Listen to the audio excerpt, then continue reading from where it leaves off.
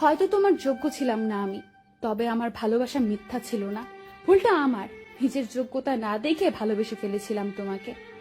এক সময় হাসি খুশি আনন্দে ছিলাম, মাঝখানে কোনো এক কাল বৈশাখী ঝড় এসে আমার সমস্ত আনন্দ কেড়ে নিয়ে চলে গেছে।